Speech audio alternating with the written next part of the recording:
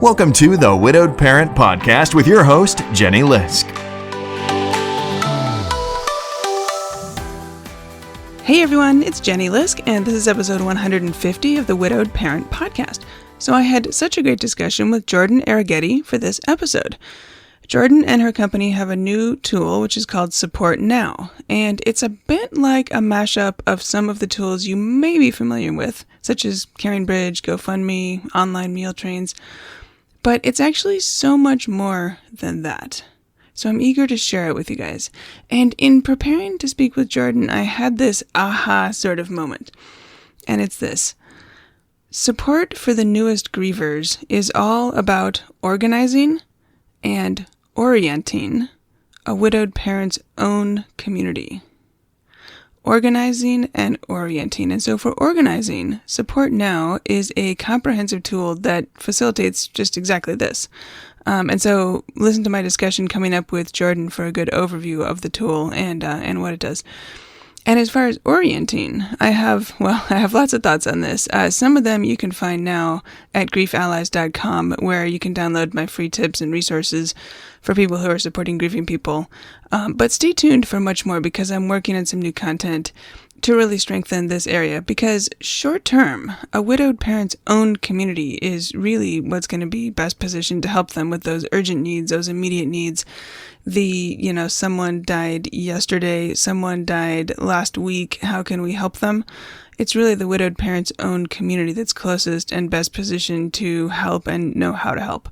And so I'm working on ways to make that easier and to make it less awkward for those people that I call grief allies. So the friends, the family, the neighbors, the colleagues, the people who are supporting or are the allies of the grieving person. And then, of course, at some point, introducing resources, books, experts, the podcast, other podcasts, lots and lots of things after some of those immediate term needs have been tended to. And by the way, I wanted to say this is not a sponsored interview of any sort. I just really think that Support Now is a great tool that really could be helpful to my listeners. I wish it had been around when Dennis was sick and we had 8 months of surgeries and hospitals and ultimately hospice, and then he died at home here. And that was an 8-month period altogether. And we had a tremendous amount of support in my book, Future Widow, my first book, Future Widow. One of the things that I talk about is all the support that we were so lucky to have and how much I learned from that.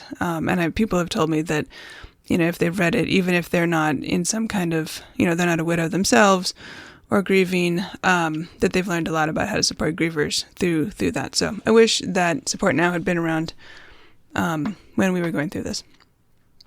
So before we jump into my discussion with Jordan, I wanted to let you guys know some news from here.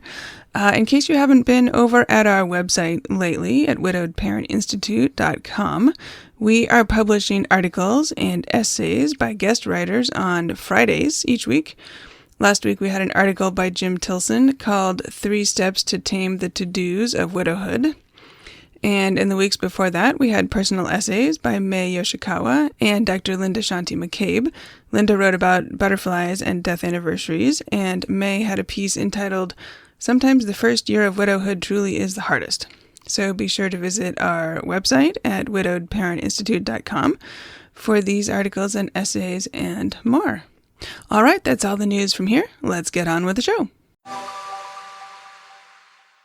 Support for this podcast comes from BetterHelp. You can talk with a licensed professional therapist online, anytime, anywhere.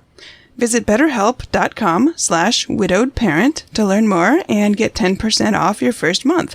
That's BetterHelp, HELP.com/widowedparent. I hope you'll check it out. My guest today is Jordan Arogeti. Jordan is the CEO and co-founder of Support Now, which allows supporters to help families in tough times. She's joining us today from Atlanta, Georgia. Jordan, welcome to the show. Thank you. Thank you so much for having me. Yeah, well, I've really been looking forward to speaking with you today. And I'm really excited to hear all about your Support Now tool. I've checked it out a bit on your website. It looks super cool, and I'm excited to share it with my listeners. And also to talk more broadly about what I call grief allies, which are those family, friends, neighbors, colleagues of grieving people, and and how they can support the grieving people, including especially, of course, the widowed parents, but grieving people in general in their lives. And I know I said in the intro that this tool allows supporters to help families in tough times. And I know my listeners obviously are here because they have experienced tough times. So why don't we just jump right in? I know you've said that we provide the pipes through which support flows. So tell us, what is Support Now? Yeah. So Support Now at its core is a free website that allows supporters to provide relief to families in tough times through money, meals, updates, and what we call lend a hand, which are all the little things that oftentimes we find that families need help with. I joke often that we live in a culture of cash and casseroles. It's been ingrained in supporters that you can give money and you can drop off a meal, and that's really it. At Support Now, we believe that while those two things are helpful, it's actually not the full spectrum of what families often need, especially grieving families often need when they're going through tough times. And what I mean by that specifically is what they need help with are all the little things. Things like walking the dogs or cutting the grass or offering to watch a kid or a simple visitation. And so when my husband and I started this company, we kind of looked out at the market and saw a whole bunch of single-use tools. You had GoFundMe for money, Meal Train for meals, Caring Bridge for updates.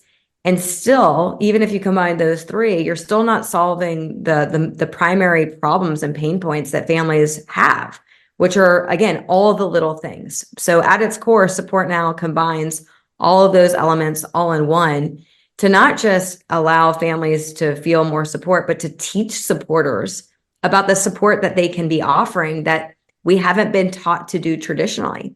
From my own perspective, I've always been frustrated when family or friends of mine are going through tough times, and I feel very limited in what I can offer to them. And so part of the mission and the goal of Support Now is not just to provide the tool, but to provide the education and the prompts for supporters to show up so that they can learn and relearn how they can be more compassionate, not just in life's happy times, but in life's toughest times. Aha. Okay, well, this sounds terrific. And there's so much to unpack there. We could go like 10 different directions now with everything you just said. So thank you I made a couple notes here. We live in a culture of cash and casseroles. I mean, isn't that true? Yeah. And I think it's the first thing people come to or pop into their mind, right? Someone died, someone's having surgery, let's bring food. And food is super helpful, of course. And I think what you're saying is there can be more, there should be more, and we need to help enable that or help make that easy. And, so real quick, I want to touch back on the meals thing, because one of the things we've learned through a lot of discovery is, especially in the early stages of grief, it's very common for grievers not to have an appetite. That you've got 10 to 12 casseroles building on your patio and you've got no appetite for it. So part of what Support Now is designed to do is to give clear direction, because the entire experience is customizable. And what I mean by that is we call it a registry. Registry. We're really good at happy things. We're really good at weddings, really good at babies. And part of why we're so good at it is because there's technology that powers our expressions of support. So when my girlfriend or a friend of mine is getting married, I know what candlesticks she wants. I know what pillowcases she wants. Same thing on the baby. I get the boppy pillow or, this type of stuffed animal or blanket. But when life gets tough, there's just a fog of confusion that supporters feel. They don't know what to do. So they default to the things that they've seen most often. Again, the GoFundMe types, the Meal Train types. And what we know is so important for families is to give them a place to say, hey, no more food. We're good. If you want to help, pray for us. If you want to help, visit us. If you want to help, take my kids for a couple of hours. But you actually have to provide the space in which people can understand what your needs might look like. And that's really where we see such opportunity to teach supporters, but also to provide real relief. We talk about it at Support Now often about our job is to reduce the overwhelm. Somebody dies, especially, there is a enormous avalanche, a stampede of people reaching out saying, let me know what I can do to help. Mm-hmm. Mm-hmm. And if you think about it, which most grievers I've talked to agree, you're creating a situation for the families, which creates more work for them when they're not in a space to be able to, they don't have capacity for any more work. So that's where this Support Now technology, this website, kind of acts as a shield for the family, where supporters can proactively offer different things that they want to do without having to bombard the family with, what do you need? Let me know what I can help with. Yeah, okay, that's such a great point. And I think that, my listeners who are listening who are widowed parents themselves probably have heard all too many times, let me know, let me know what you need, let me know what I can do to help. If you ever need anything, let me know. Those kinds of very vague statements, which I think are always given with the most sincere intent. I think most people aren't, trying to dodge, or they're trying to be helpful. They don't want to overstep. They don't want to assume. Yeah. But I think my listeners will recognize, as I recognize, right, that kind of question feels impossible. And I know you've talked about decision fatigue is a real thing. Yeah. That seems like it's maybe kind of what we're talking about here too. Absolutely. So the beautiful thing about Support Now, and we took years to really make sure that we were getting this right in terms of discovery and making sure we were talking to the right people, because just for some background, I haven't been through a loss. In fact, my husband and I come at this from a supporter point of view. So we wanted to go really, really slow to make sure we were doing research with psychiatrists and psychologists and spiritual leaders and all these different types of professionals to teach us, why is status quo the way it is. And so when we built this technology, the thought process was that we needed to understand the psychology of both parties. And by both, I mean families and supporters. And what we learned is that for families, there's a couple of things at play that we need to be super mindful of. One is what you just mentioned, decision fatigue. Decision fatigue is the feeling of overwhelm that families feel, especially at the early parts of grief, maybe even in anticipatory grief, where if you ask them to do even something simple, it's going to feel too much. And asking them to make any more decisions than what is absolutely required for them to get through the day is likely going to end in either no action, or not necessarily the answer that they're not going to respond back in a way that actually articulates what their needs are, because they just don't know. The second part of that psychology is around asking and receiving help. We've learned that asking and receiving help for families in tough times is extremely challenging. And it's actually rooted in the emotion of shame. So deep down, what that boils down to is some sort of shame, some sort of responsibility for whatever is going on. And therefore, as humans, as families, we say, we're going to own this. We're going to put the burden on our shoulders, and we're just going to figure this out. That psychology is at play. The second psychology at play is supporters. So supporters have an inclination to help. They want to help, but they do not know what to do. So we have to provide prompts to teach them the sorts of behaviors that are appropriate to offer in a particular circumstance. And then the second part of the psychology of supporters is they want to help, but they don't want to be overbearing, because they're so afraid of doing and saying the wrong thing. So they don't want to have to text and email or call, because that makes it awkward for them. So the beauty of Support Now is a space that works bidirectionally, meaning the family can clearly articulate what their needs are, whether that's money, meals, or lend a hand items.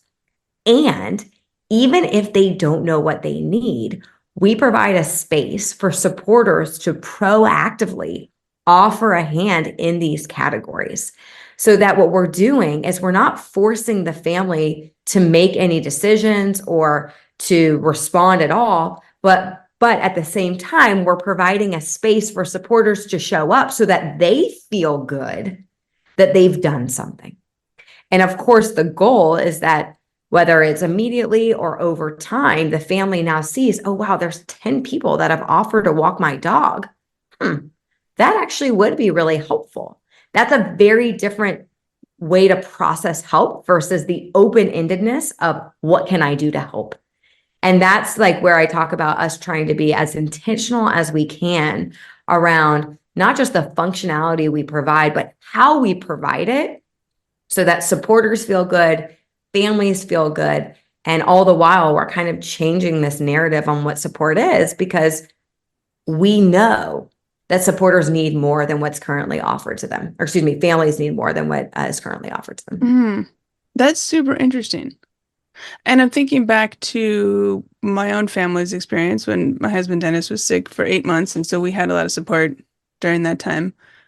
And we did use some of the tools that are available that you mentioned, Caring Bridge, and one of the meal train ones. I can't remember which one it was. I think there's a few different meal train websites. And those were helpful, but you're right, those aren't the whole picture. Right? So like Caring Bridge was super useful in providing updates to, like, this was like one direction, me providing updates to the people who were supporting us. We ended up having a friend and neighbor stepped in and played a role, kind of what I think maybe your tool is doing, but she kind of became the focal point to field Organizer. incoming, right, from neighbors, from other families at school, right, to say what do they need, or even people just like handing her money and saying like use this for something for them, and then she would come to me and say, I've collected all this money. Some of us were thinking maybe it would be helpful for you to have a housekeeper for the next 2 months, 3 months, whatever, for the time while he's sick. What do you think? And then talk about decision fatigue, right? I didn't have to come up with that idea on my own. I didn't have to face like, what do you, there's X amount of money. What do you want to use it for? But it was more like, would you like a housekeeper? Yes or no? And we've already found one and she could be here Monday. That's exactly right. And we've learned that specificity is super important. So even when you're reaching out, if you're a supporter and you want to reach out to a grieving family or someone that's going through a difficult time, the question isn't, can I come over? The question is, can I come over at Tuesday, 2 or 4 o'clock? Let me know what works best for you. Mm-hmm. Mm-hmm. And it's persistence, where if you don't get a response, to not take that personally. Just because they didn't respond doesn't mean that they don't want to see you. Right. It just means they didn't respond. Yeah. And there's something else going on. Right. And as I've talked to grievers across the country, they say that they wish that supporters knew that a lack of response doesn't mean a lack of appreciation. Mm-hmm. Mm-hmm. You just have to keep showing up. Mm-hmm. And you're not that life is about points or competition, but by continuously doing that, whether the griever responds, whether the family responds to you or not, there's a collection of memories that are being made. It's like a stamp in the family's mind that they'll never forget that. And I say this story, again, I haven't been through anything crazy traumatic in my life. I don't want to overstate it in any way. And at the same time, when I lost my grandfather a couple of years ago, I was struck by the people that reached out and the people who didn't. Mm. And we live in a culture that is so enormously obsessed with life's happy moments, as if those are the moments that count the most when people show up. When I could argue it's the complete opposite. It is at life's toughest moments where friendships can be made, reborn, and or broken. Mm-hmm. And so, again, I'm obviously very passionate about teaching supporters about this so that we can get over this barrier of awkwardness that too often stands in the way of just showing compassion, because we feel so uncomfortable, especially when it comes to loss. Yeah. I love what you're saying here. And I love what you're saying about how you've dived into the psychology on both the family side and the supporter side and tried to figure out like what are the barriers and what are the stumbling blocks and how can we, I don't know, remove friction or something or make that easier. And so let's see, you mentioned a few areas. So the tool support now, money, meals, updates, and lend a hand. So what does that look like? Like what if I went to one of these websites, what would I see? Yeah, so the process is really quick and easy to get started. And actually, before I answer that question, one of the things that you pointed out, which is super important, I want to kind of hit on some more. Like the whole idea is that this is frictionless and that this isn't additional work. So anyone can create a registry. So you talked earlier about your friend who kind of stepped in naturally into this organizer role. They were almost like the liaison between you and the community, that everyone knew if they had a question around how's Dennis doing, how's Jenny doing, if they felt uncomfortable reaching out to you, they were going to be reaching out to her.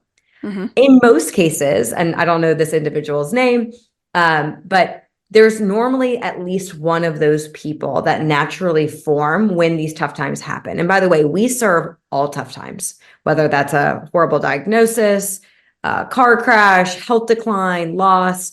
I'm focusing in on loss on this interview, but just keep that in mind. But we call these people organizers with Support Now, and anyone can be an organizer. Typically, it's a best friend or a neighbor or a close cousin or maybe a sister-in-law type that says to you, I know not just that you need help, but that people want to help.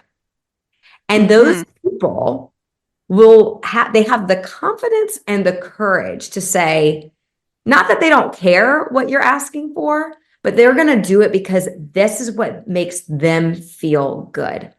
So anyone can go in and create a registry as an organizer, and you can have multiple organizers on a registry. So what we oftentimes see is maybe the best friend starts it, and then a couple days or a couple weeks later, they end up inviting the widow or the person who's being directly affected, because now multiple people, you may want to write an update, or you might be hearing something new. And so people can have their hands in this. And so I say that to get to the question that you just asked, which is when you create a Support Now, the onboarding is super simple. We're trying to make everything in bite sizes, because we know in a lot of cases when people are creating registries, they're in the hospital. So they're very fragile, and we gotta make it like bite sized.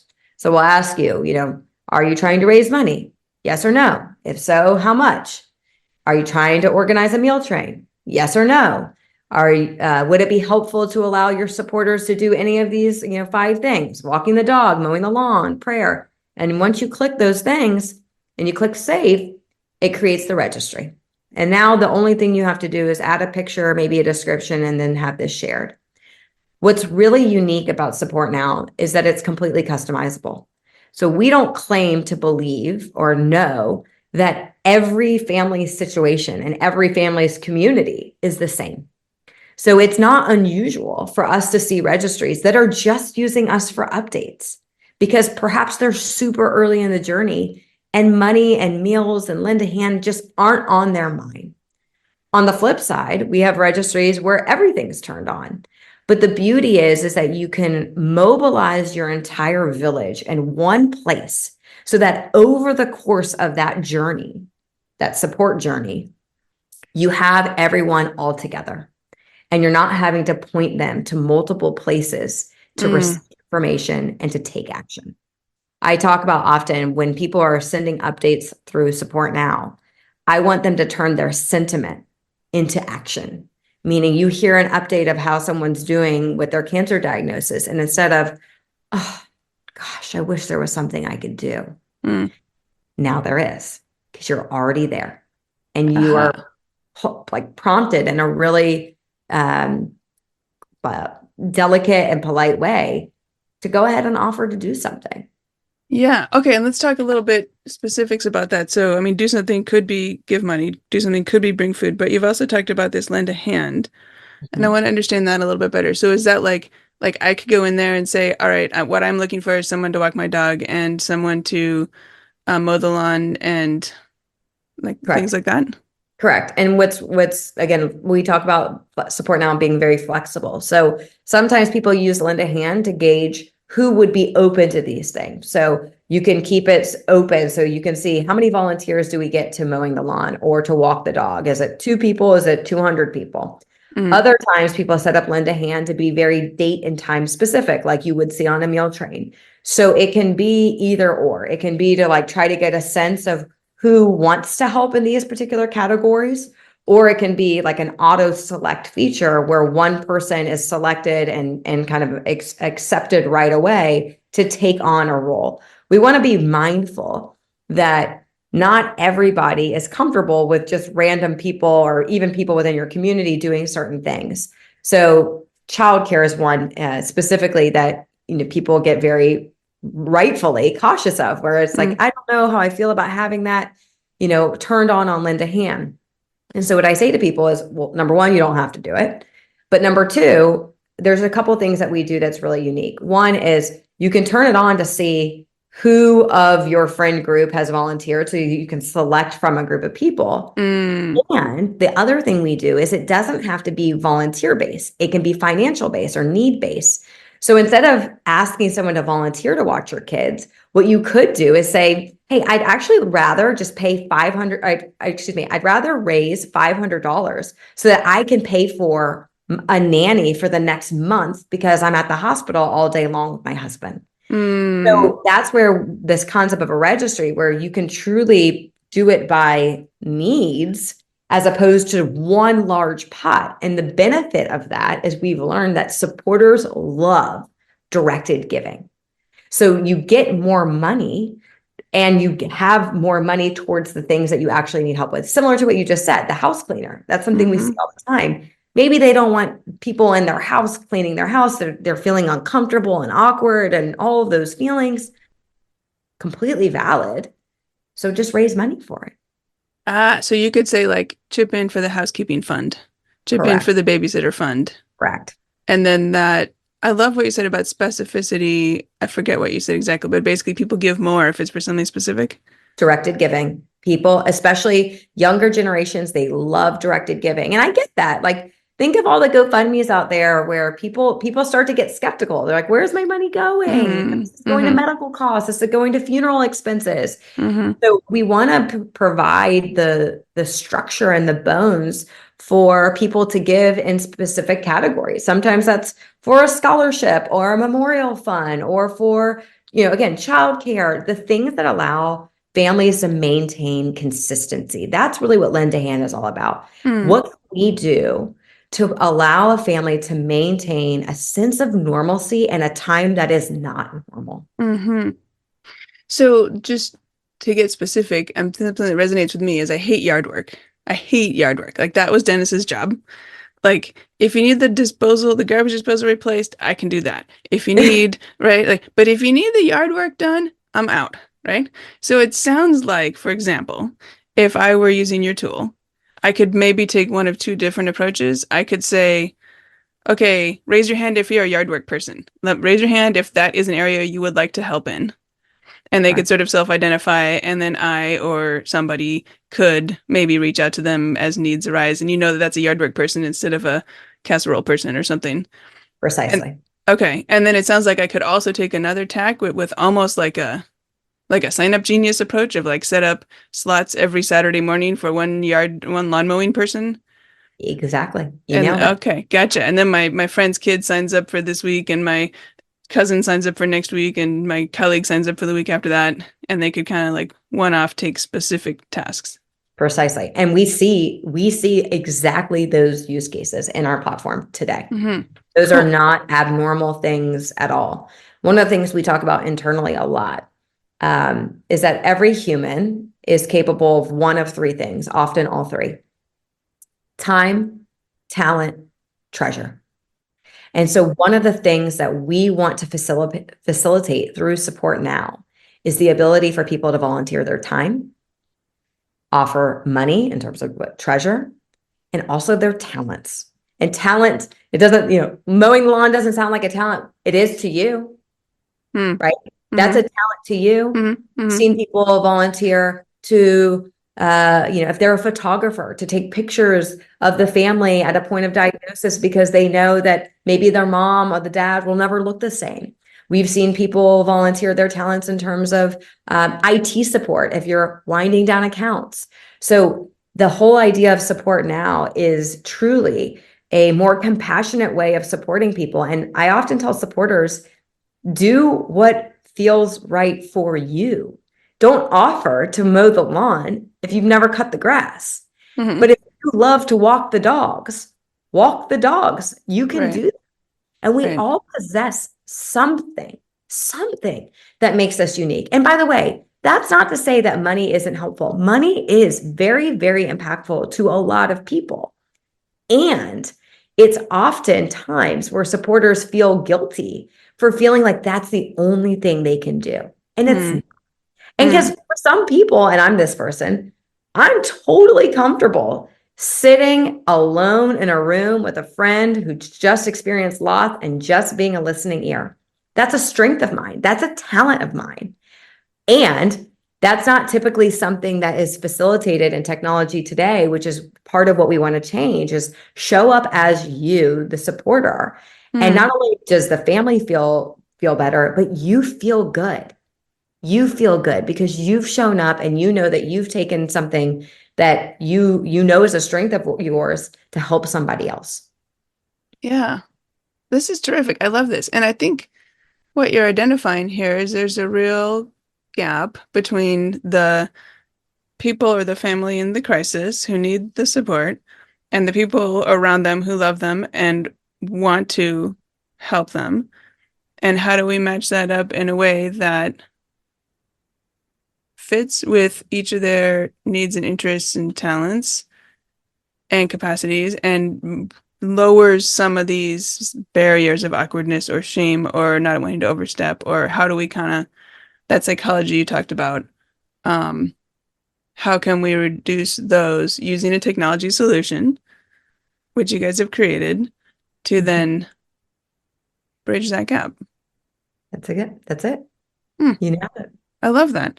That's cool. All right, gosh, we could keep talking about this all day because I mean, I learned so much about being a grief ally from watching and experiencing the support that people provided us when Dennis was sick and afterward.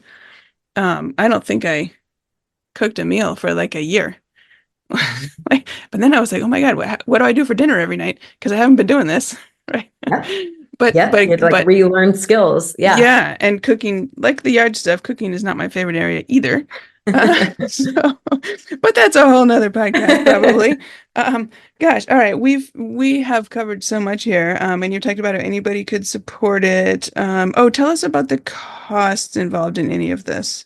Yeah, so Support Now is completely free. It's also ad-free.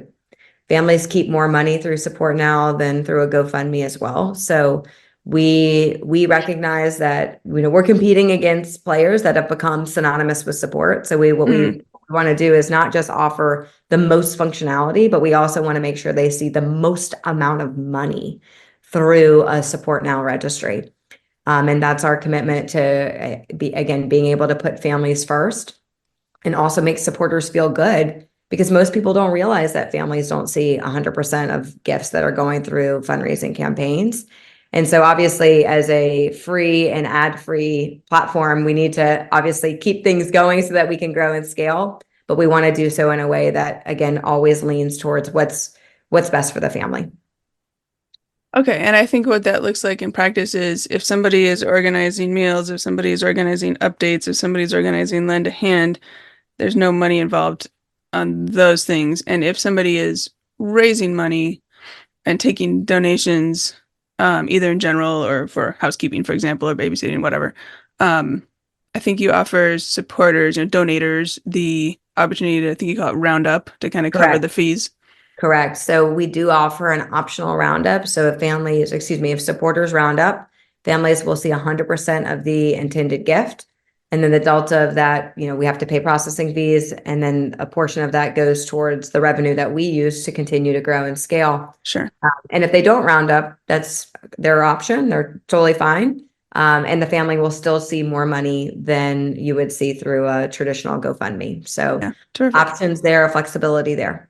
Right. I love how you guys have figured out how to make that work and have options and make it appealing. And the fact that those other components are free. If you want to organize, updates, for example, or meals. That's terrific. Okay, great. Is there anything else about Support Now that we didn't talk about that you think is important for people to know? I feel like that was pretty good. It was. I can talk about it forever, but yeah, no, I hear you. I just, if I missed some big feature or something, I want to make sure I feel like, I think what the takeaway I would want any of your listeners to have from this is that there's a better way. And while maybe some of your listeners are further along on their grief journey where support now isn't necessarily applicable in their situation, the reality is these tough times happen all the time. And so the next time that this happens, whether it's someone you know who's lost someone, or someone you know who's in the hospital, or someone you know who's at a house fire, and you're immediately sprung onto these text messages and email threads of what do we do? We want to be the thing that you consider as the apparatus of supporting someone you love. Yeah. Okay, that's terrific. I love that.